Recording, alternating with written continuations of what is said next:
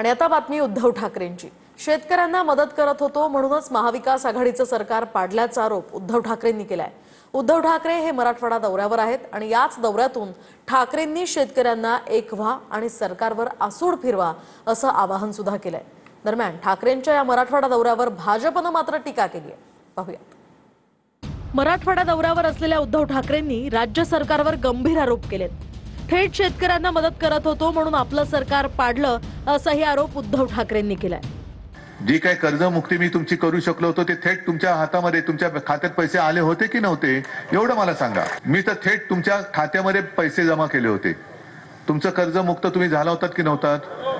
जोपर्यंत आम्हाला 50,000 रुपये हेक्टरी मदत मिळत नाही तोपर्यंत महायुतीला नोटबंदी, विम्याचे पैसे मिळत नाही, नोटबंदी, वाहून गेलेल्या जनावरांची नुकसान भरपाई मिळत नाही। म्हणजे सकाळी तर माझ्याकडे ते फोटो आहेत, किती वेळा आणि किती ठिकाणी दाखवू।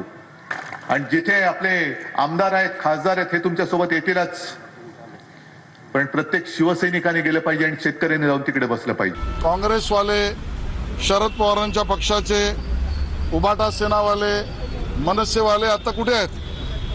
का वंदे मातरम गीताच्या कार्यक्रमामध्ये सहभागी होताना दिसत नाहीत किंवा ते स्वतः कार्यक्रम करत नाही? त्यांची टीका निराधार आहे। त्यांच्या टीकेतून राजकीय वास येतोय, त्यांच्या दौऱ्यातून राजकीय लाभ एवढाच हेतू दिसतोय। आज शेतकऱ्यांच्या खात्यावर पैसे जायला लागले, पैसे पोहोचले, 8,000 कोटीच्या वर GR निघाले। आवश्यकता असेल तर कॅबिनेटने निर्णय आपल्या अटी शर्ती बाजूला ठेवून करण्याचे केले।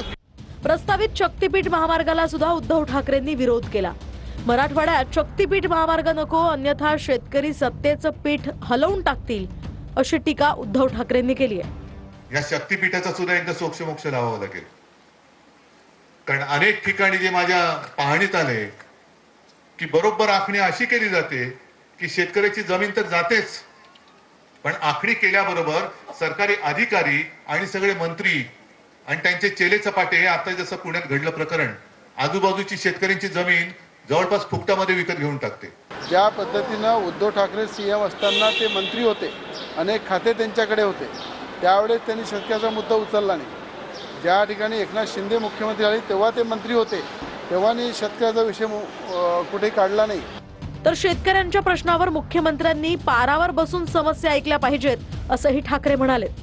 हिंगोलीचे आमदार संतोष बांगर यांनाही ठाकरेंनी टोला लगावला की सर्व शेतकऱ्यांनी जात पात धर्म पक्ष बाजूला ठेवून शेतकरी म्हणून एक व्हा,